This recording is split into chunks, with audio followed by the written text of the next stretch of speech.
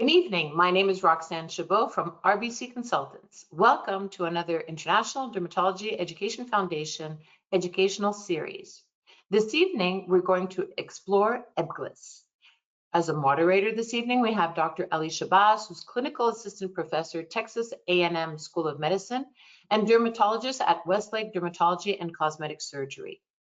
Our speaker this evening is Dr. Jeffrey LaDuca, who is the founder of Reflections Dermatology and Psoriasis Center in New York, New York. We'd like to thank our supporter, Lilly, for making this educational event possible. Before we begin, if you're having issues hearing the webinar, you can listen to the presentation using your telephone. Just select phone call in the audio pane and the dial-in information will be displayed. If you're having technical issues, please submit your questions using the question chat pane on the right-hand side of your screen. At the end of this webinar, a survey will pop up in your browser and will also be emailed to you 1 to 2 days later. We'd greatly appreciate it if you could fill it in and send it back to us. And within 1 to 2 days of the webinar, a certificate of attendance will be also emailed to you.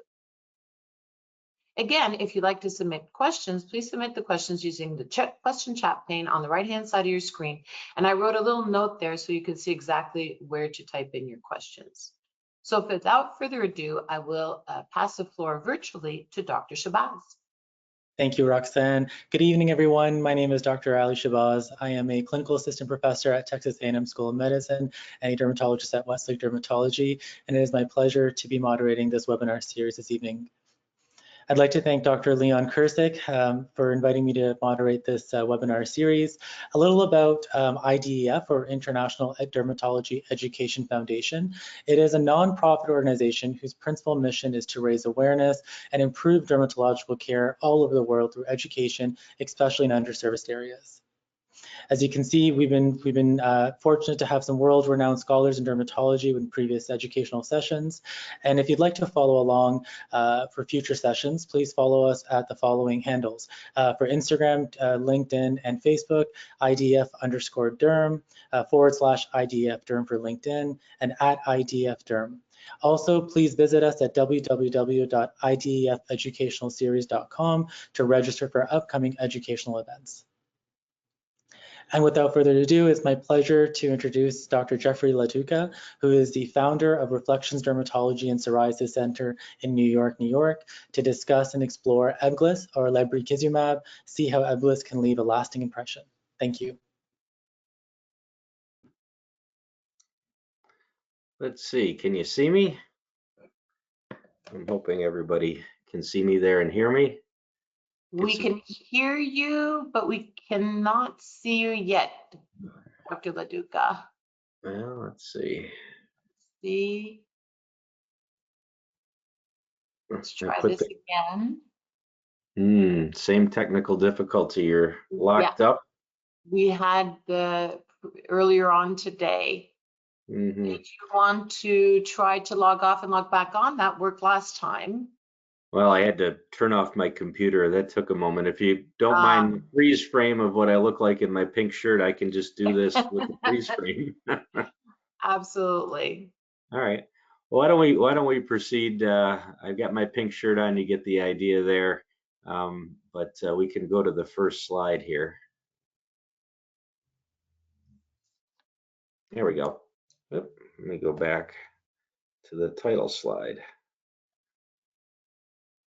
Do I have control there, or do you? Yep, you need to retake control there. There you go. Well, I want to go back. There, back. Now we're going forward. Why aren't we? Okay, do you want me to go back for you? Nope, I got it. I think I've got it now. Okay, perfect. There's me. Well, we saw me. Okay, I think we're ready. Thanks, everybody. Boy, September 2nd, back to school, right? So it's an education night. Fall is in the air. Boy, I wish it was Memorial Day and not Labor Day, although down in Texas there, Ali, you probably are welcoming the cooler weather that's coming. Here in New York, we don't look forward to the cooler weather. Thank you all for joining us this evening to talk about EBGLYSS. It's exciting for me. In my credentials there as the founder of Reflections Dermatology and Psoriasis Center, I became involved in clinical trials 20-some years ago when I was a resident thinking about psoriasis, and we're just starting biologics for skin therapeutics, and it intrigued me.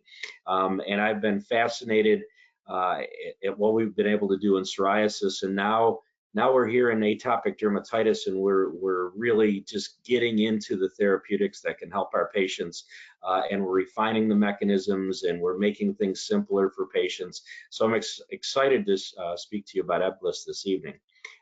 So we're going to give our patients calm skin for long term with EBGLYSS.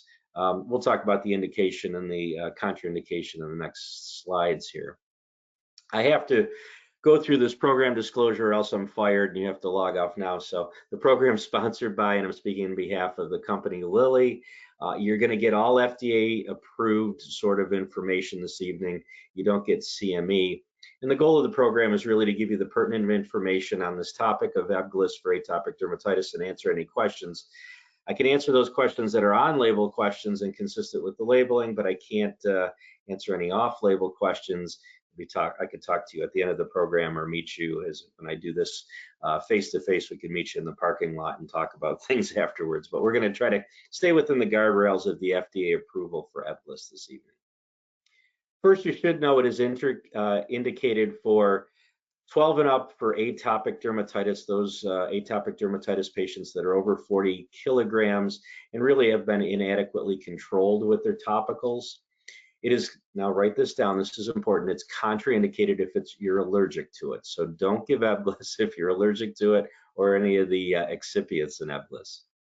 Other warnings and precautions really fit on one index card here. Warnings and precautions for EBGLYSS include hypersensitivity, as most of our drugs would. Hypersensitivity reactions can happen, they're rare. Angioedema, urticaria have been reported. If a serious allergic reaction occurs, obviously discontinue the medicine and institute appropriate therapy.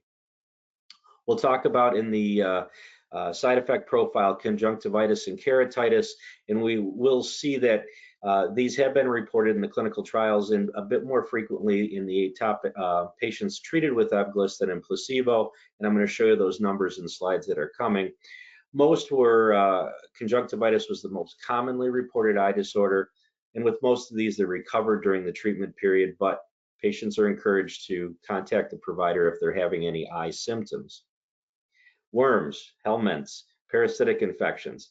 Patients with known helminthic infections were excluded from participation in the trial.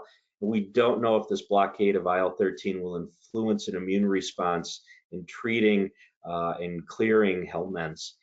Treat patients with pre-existing helminthic infections before starting EBGLYSS, and if they do develop an infection, discontinue, treat appropriately.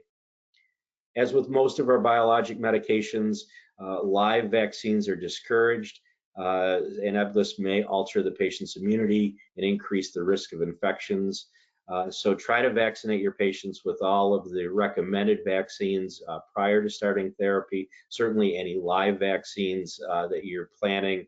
I think it's yellow fever and dengue fever. The world is small and people do travel, so ask those social history questions, but don't use any live vaccines during therapy if you can.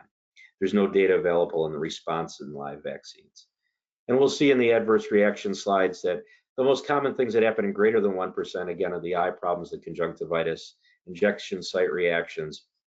There's some zoster signal there, which I will show you.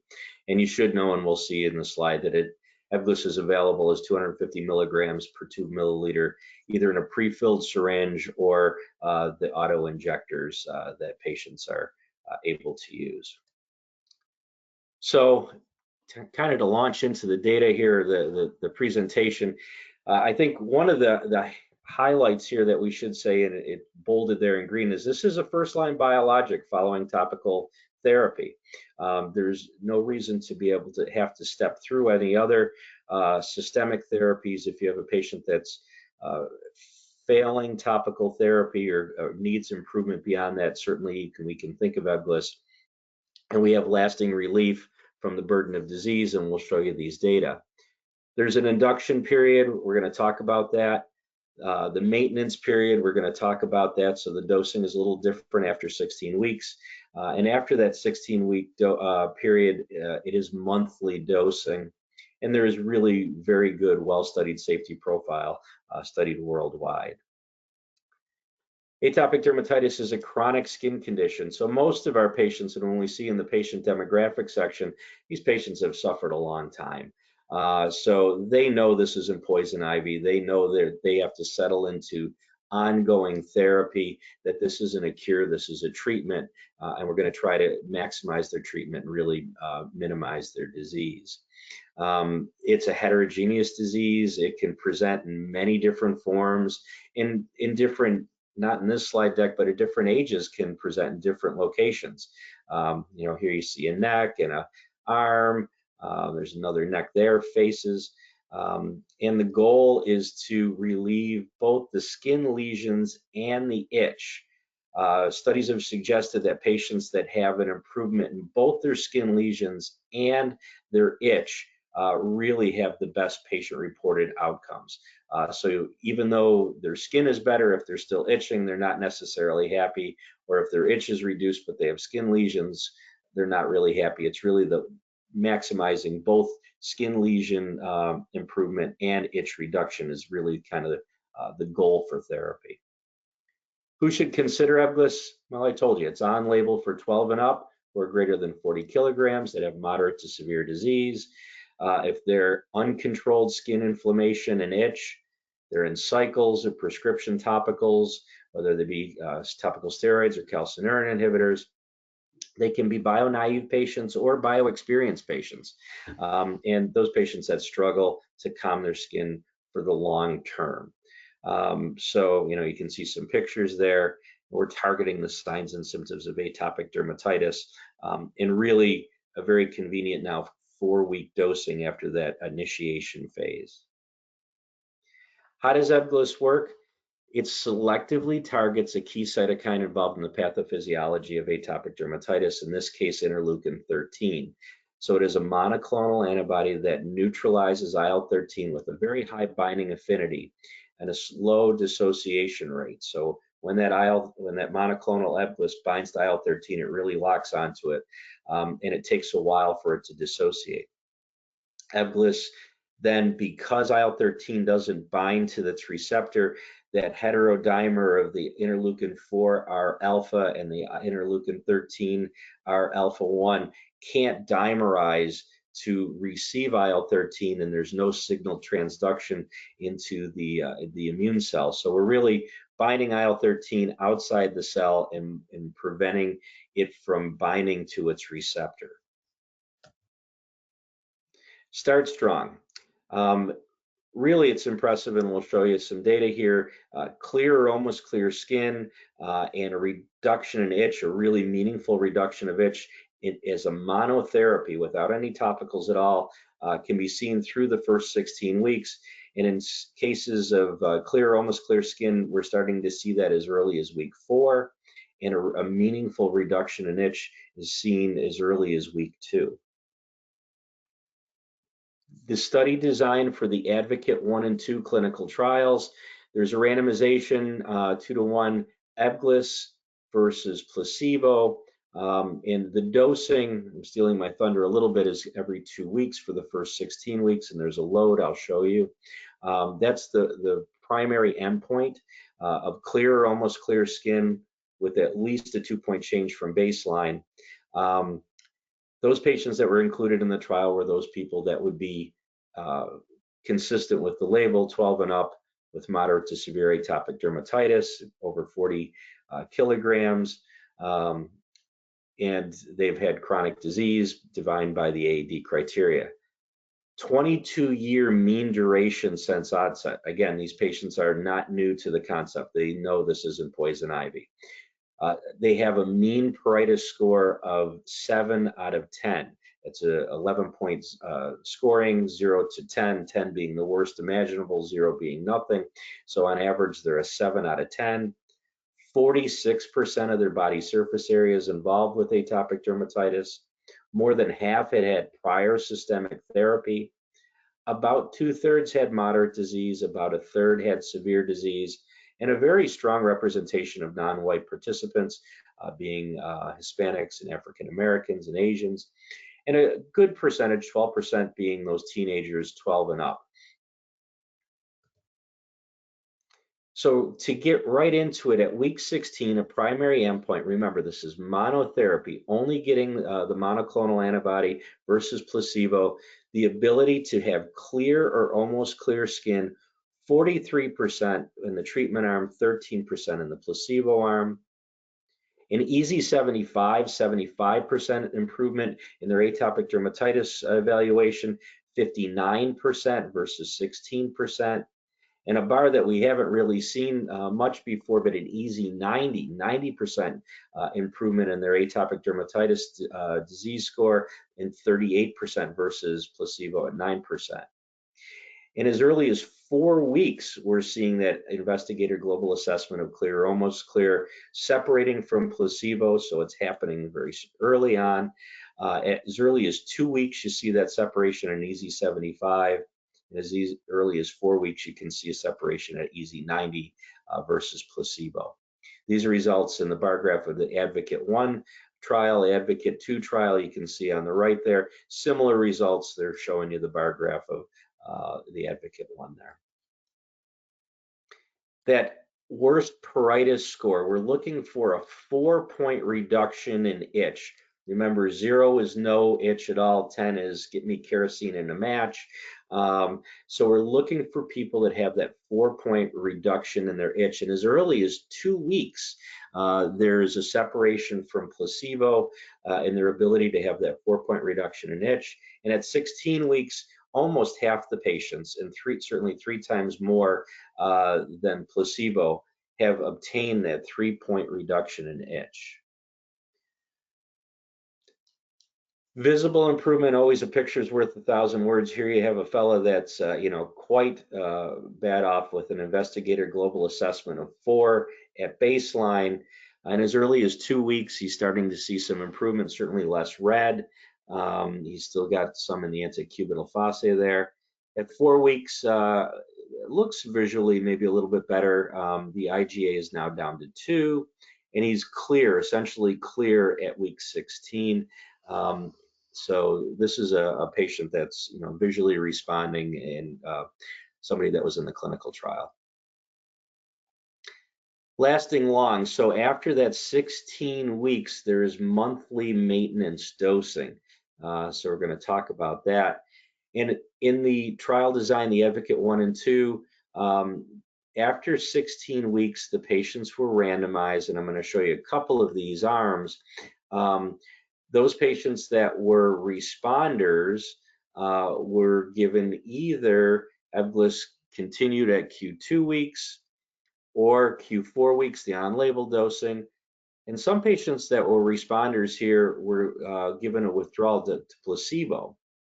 Those patients that were non-responders were allowed to continue at a Q8 dosing through 52 weeks, and then there's a long-term extension through another 100 weeks after that, which we're going to show you some data on as well.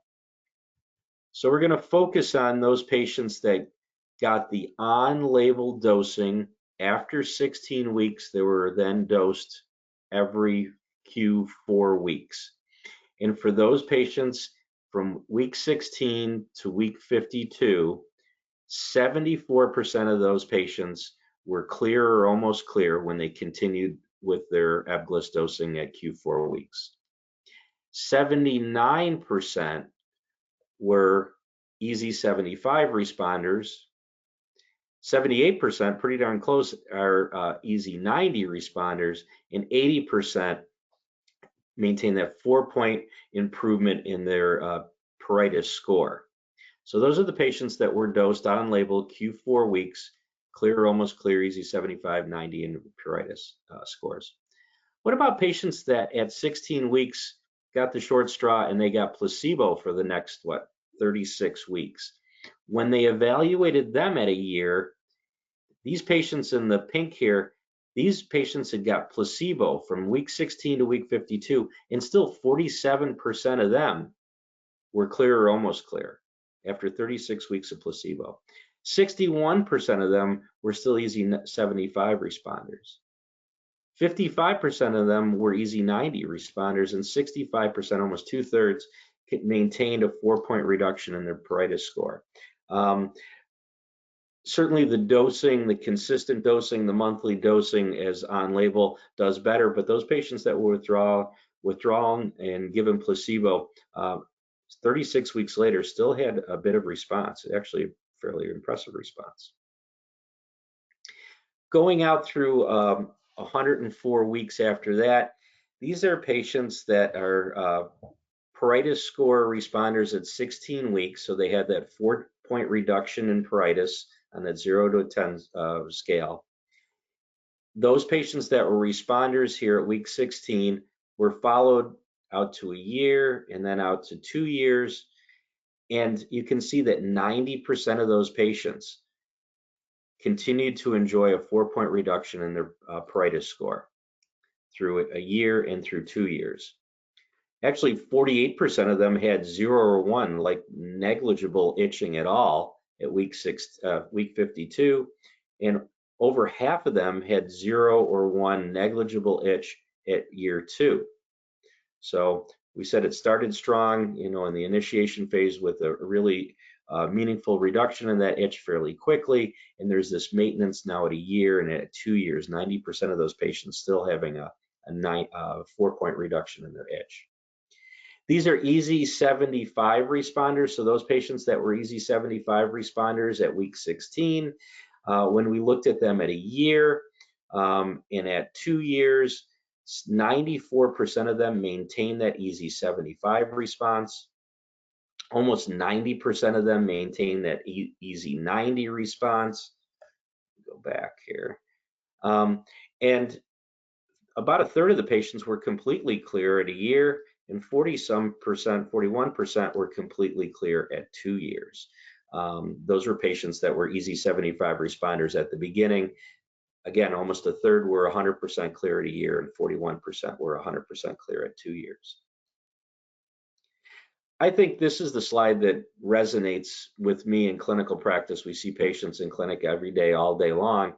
And so at 16 weeks, remember this was a monotherapy, but at 16 weeks after that, they were allowed topical therapy, rescue therapy if needed, and 86% of patients at 52 weeks didn't use any topical steroids or calcineurin inhibitors. So a majority of patients don't need anything topically.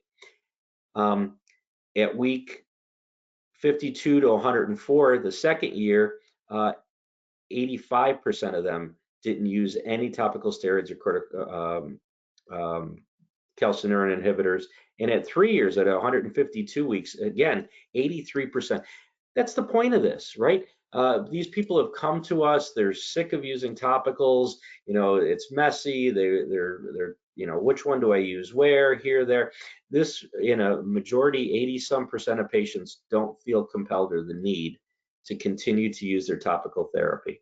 And I find that this slide is impactful to me and as I'm educating my patients. That monthly dosing after 16 weeks. So here's the induction phase. Here's the first 16 weeks. It is 2 injections at week 0 and 2 injections at week 2. And then it's 1 injection every 2 weeks from week 4 to week 14. And then on label, it is 1 injection every 4 weeks thereafter. And I don't know if I'm going to be able to do this, if I can click on the yearly injection comparison. No, I don't think so. Let me go back. I want to go back here, hang on. There was a pop out I was trying to get us to. No. Let me get back to where I was.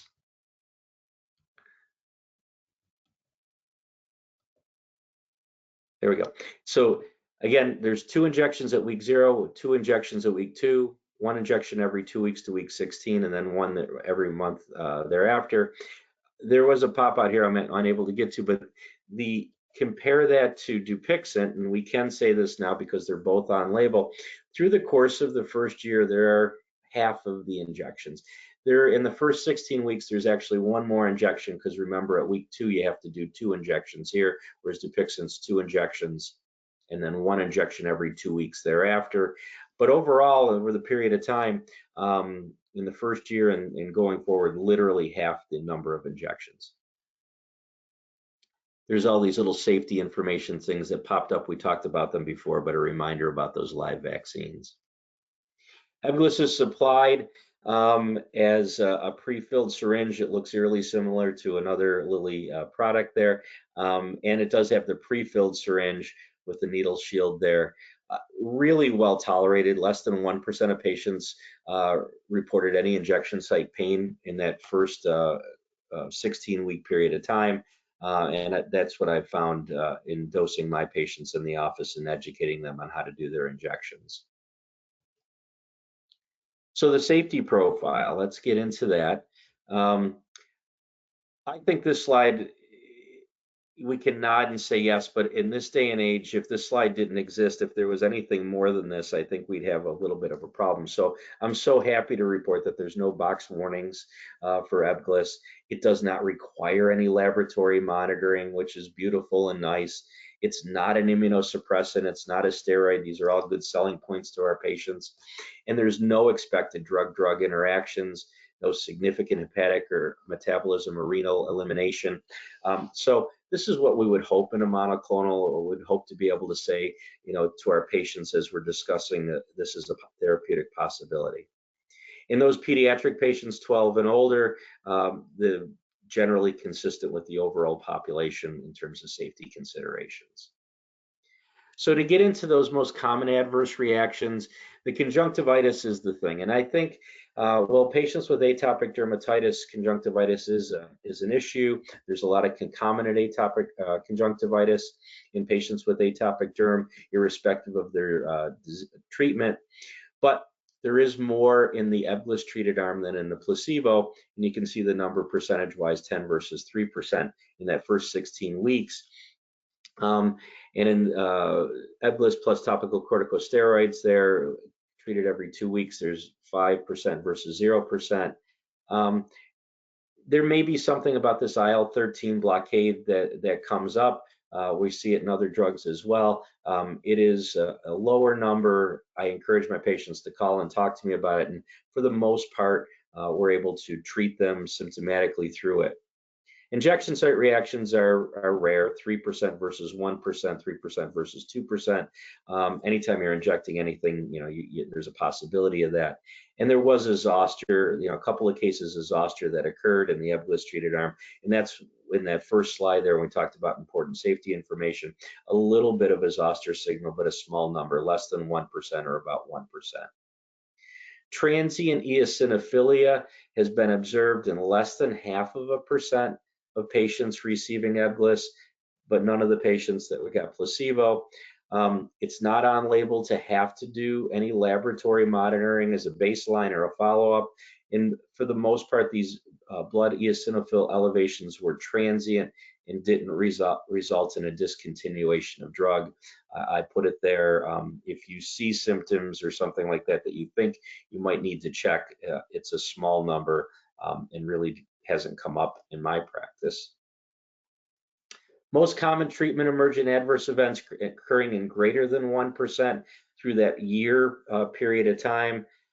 Whenever I get to this portion of a slide deck, I always look down the left column there to see, is there anything there that's kind of a deal breaker, something that I really need to worry about?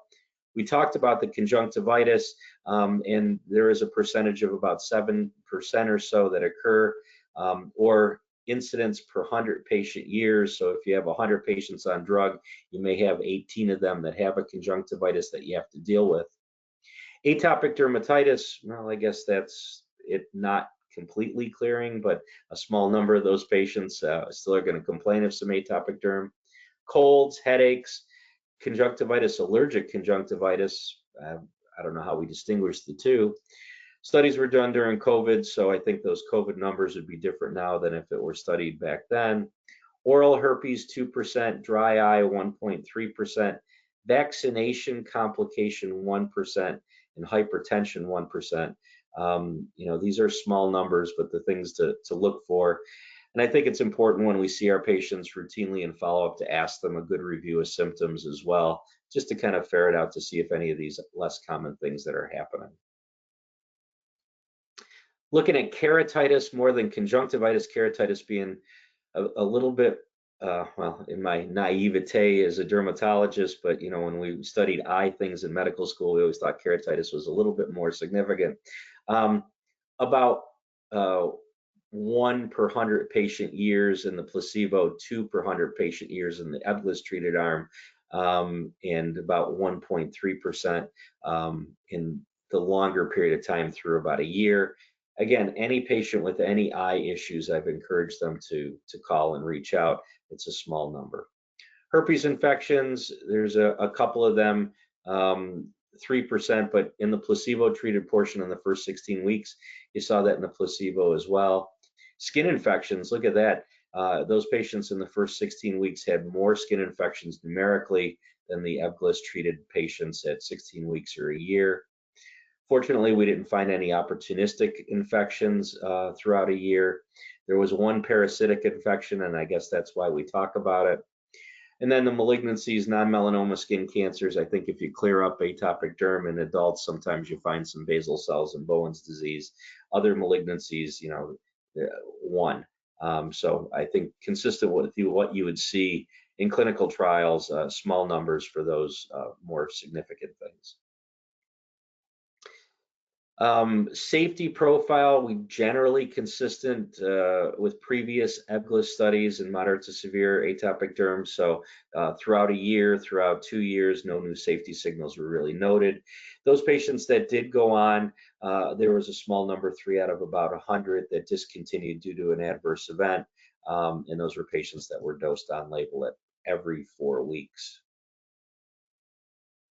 So the ADAPT trial, this is interesting. It's not a head-to-head trial, but they did look at patients that were dupilumab experienced patients. And so what happened with them?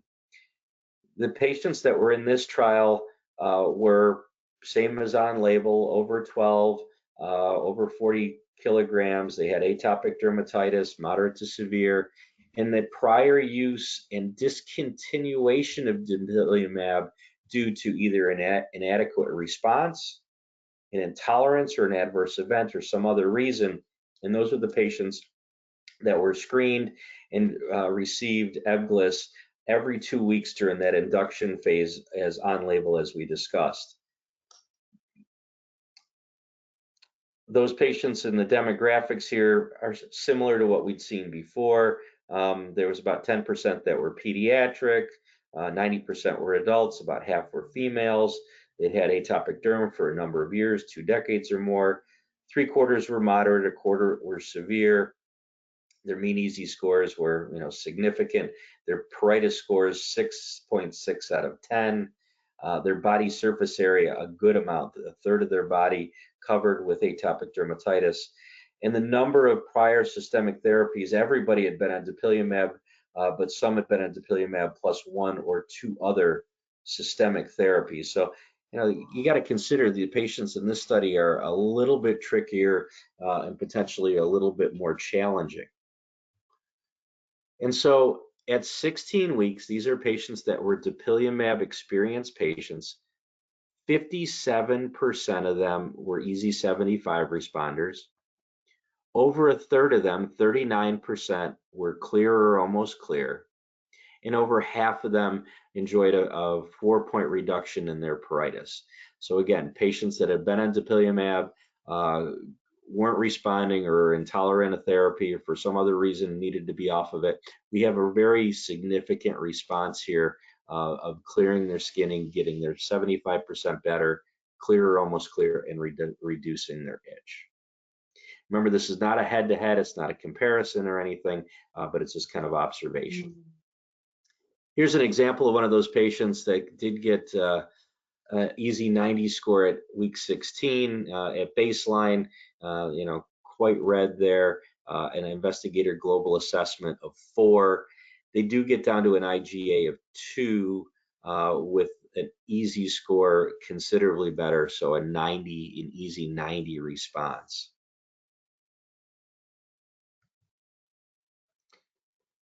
The safety profile here is generally consistent with those other clinical trials we talked about. There were no additional safety signals in this study observing EBGLYSS in those patients that were dupilumab experienced.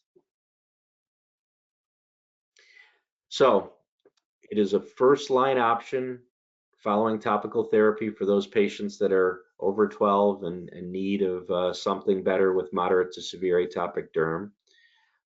It has efficacy data in these dupilumab experienced patients, but remember one of the first slides I said EBGLYSS really should be considered as a first-line therapy. I don't think it's necessary to pass through dupilumab, and there is efficacy to show us in those patients in dupilumab experience that were intolerant or non-responders.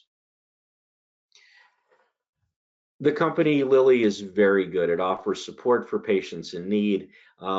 There's increasing coverage for patients that are commercially insured. So a majority of patients are really able to get the drug for as little as $5 with commercial insurance. If they're not covered by the commercial insurance, they're $25. There are other programs for patients that are uninsured or underinsured. So I think, if you have a patient that you really feel would benefit from the drug, reach out to the company, reach out through your sales representatives and find out what programs and how best to manage your patients. I would say this though, when you're documenting in your clinical notes, it really to use the correct ICD-10 code of atopic dermatitis.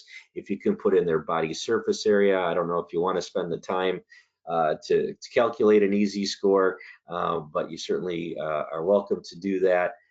But the more information you have in a really good note, when you need to surrender those to the insurance companies for coverage, the better success you'll have. I've experienced that myself.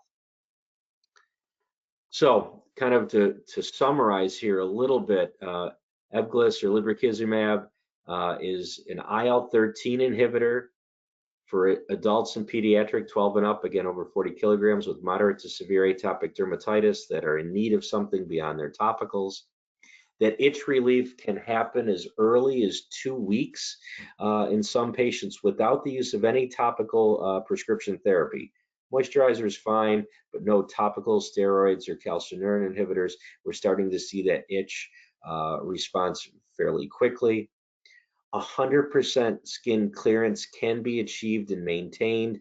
In the long term, I think the number was 41% at a complete EASI 100 at 104 weeks. So that's clear skin is a possibility and something we should be shooting for.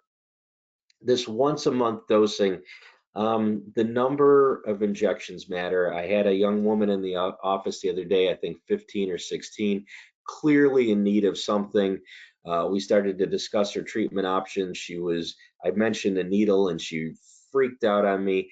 And I said, well, there's potentially pills, but you're going to have blood work. And then she, just turned white. She didn't have any desire to do any blood work. And I said, well, what about just once a month? And that seemed to resonate a bit better with her. So that once a month dosing after the initiation phase is very nice. And again, no box warnings or laboratory monitoring that's required, which makes it simple and safe for your patients, simple and easy to do. So with that, I'm going to see if there's any questions for me. I don't see anything in the chat here, but thank you, Dr. There are a couple questions that have come up. Please submit your questions on the right-hand side of your screen if you do have any questions. And remember, additional questions can always be submitted to info@idefeducationalseries.com. So one of the first questions for you, Dr. DeLuca, is, can you confirm no topicals were allowed in the Advocate 1 and Advocate 2 through week 16? Right. So this was a monotherapy. They were really supposed to have no prescription topicals whatsoever. If there was a requirement for topicals, they went into kind of a rescue therapy, and they were really kind of counted as non-responders. So really the data that I was showing you are those monotherapy patients, those patients that received no topical therapies whatsoever. Great. Another question that's come up is, in the Advocate 1 and 2, what happened to the patients who did not respond to EBGLYSS by week 16, and what were their results? So patients that were non-responders at that point through 16 weeks that were in that initiation phase and getting the Q2-week dosing, if they were not an EASI-75 responder, they were allowed to continue at Q2-week dosing for the next 36 weeks, out, so a total of 52 weeks. And over 50% of those patients did achieve that EASI-75 response. This was not an on-label dose, but a Q2-week dose through a whole 52 weeks. So long-winded answer, if they were not a responder or getting to where they needed to be at 16 weeks, they were allowed Q2-week dosing for an additional 36 weeks.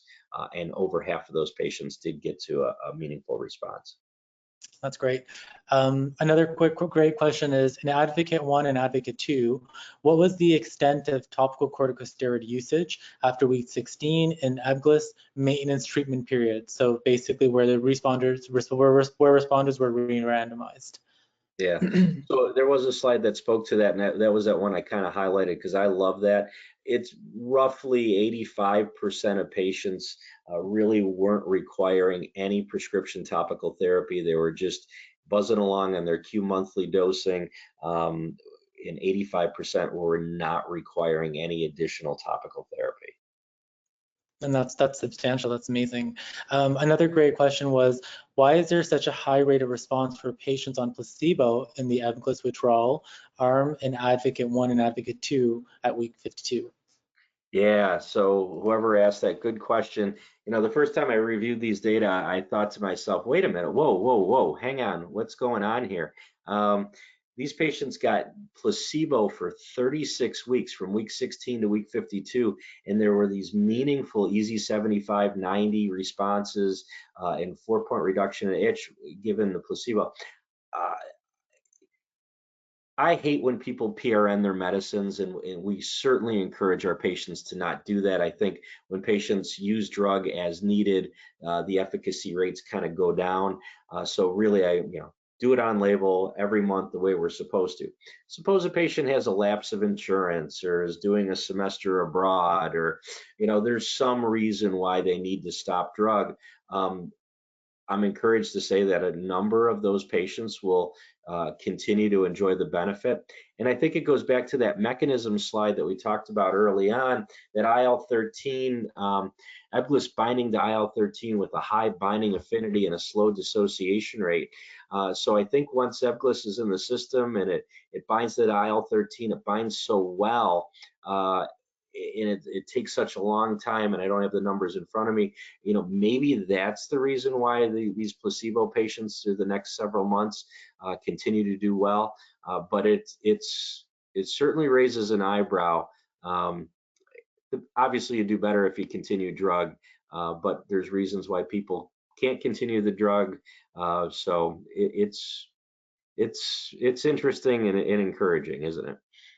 Right, absolutely. We might have time for one more question. And the final question is, why are you not showing Q2-week results after week 16?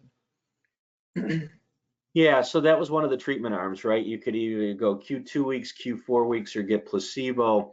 There was, when you looked at them going out for those next 36 weeks, the Q2-week dosing response and the Q4-week dosing response were fairly similar.